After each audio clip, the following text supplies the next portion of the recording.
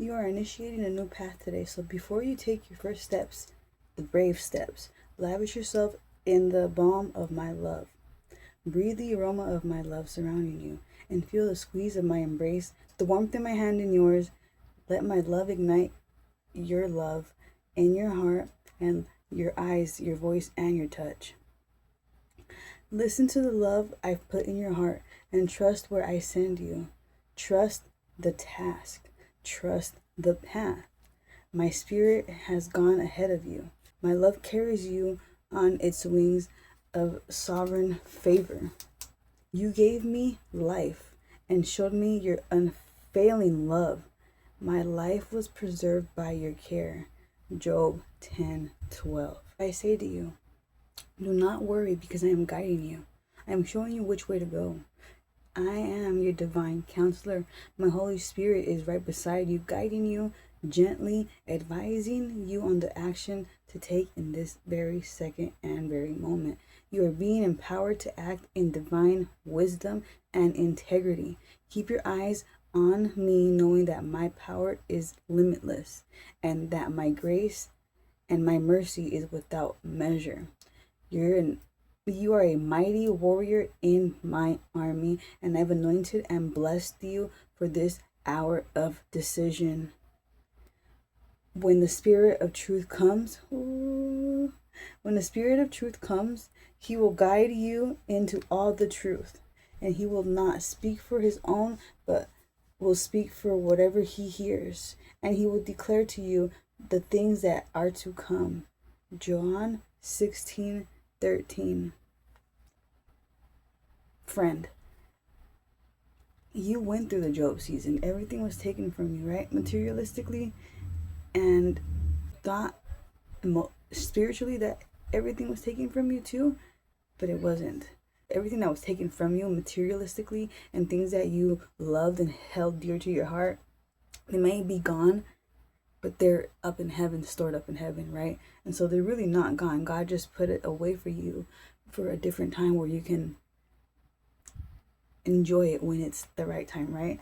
And because of that test, you learned how to deal with loss, right? You learned how to deal with loss, and you learned how to navigate during loss.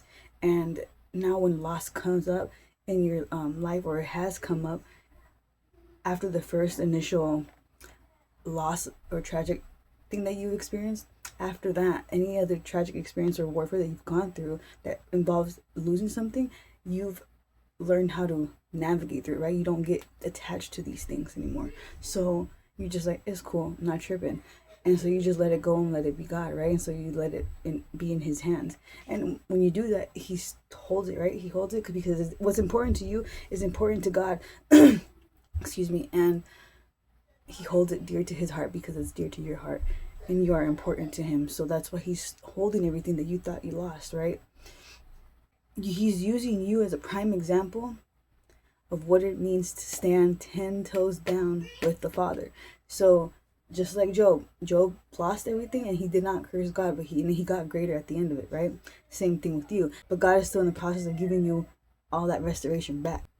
You're just waiting for your abundance to come to you from God, right? And so everything was taken from you. You still didn't curse God. You didn't turn away from God.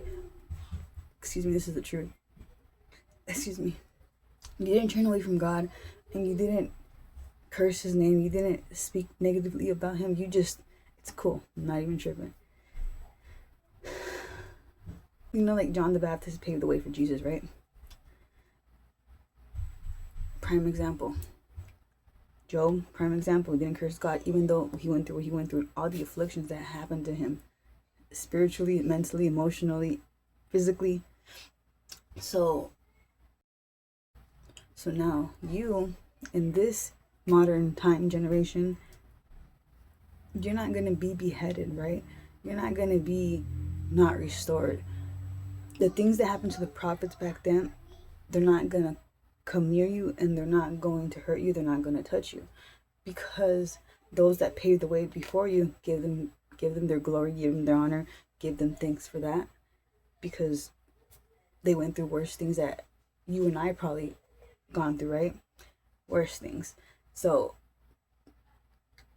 what we went through is like a little slap on the wrist, right? But what they went through was a lot more tragic, and that's why we got to give our respects to where it is deserved and credit where credit is due. The reason it feels almost like effortless for you is because it was already done. It's been done already, right? And so it's easy for you to navigate through what was already done by the people before you. Glory be to them, right? Gratitude to them. Credit where credit is due. The joy you're going to experience after you finish doing this walkthrough, what you think is like the end all be all, whatever you have in your mind that is your prize that you see, don't get me wrong, you see that, but you're not seeing what else is behind it, which is like times 100, right? Because God's going to give you what you're asking for, but he's going to give you more than that, because you didn't complain, you didn't cry, you didn't whine, you didn't curse God. You didn't do any of that. You didn't turn your back on who it was that saved you from the beginning so you can make it all the way to the end. You've seen it through and through and through. From the front to the back, from the beginning to the end. You've seen it all. God explained it to you all.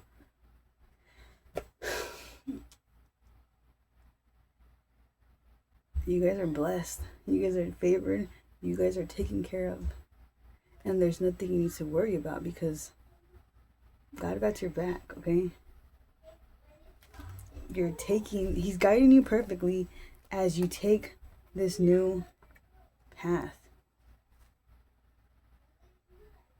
Don't allow people to try to misconstrue the purpose and the plan that you and God, the Son, and the Holy Spirit whipped up, right? Do not let anyone try to play you or downplay what it is that you already envisioned and God confirmed to you was as is and more, right? He didn't show you the more because the more is the surprise part. What you asked for, he was just giving you plus more. My crown is tickling. Okay, so hold your heart close to you possible and guard it with all your life. Guard the heart of your children and keep your eyes on God. Excuse me. Oh. Listen to the love I put in your heart and trust where I send you. Trust the task and trust the path. It's not going to be harder than what you've already gone through either. Is what he wants you to know. Is like he's emphasizing the fact that even though you have another path to take, it's not going to be difficult. You were made for this, okay? And the reason it's not going to be difficult, again, because you were made for it and you were already prepared for it. Before you were even here and formed in the womb, you were already prepared for it. You seen it. You were able to feel it and taste it and just experience it. The echoes of that are reverberating to the people that get this message, understand this message, and take it in, take it to the Father, and they heard the trumpets. Fucking love you.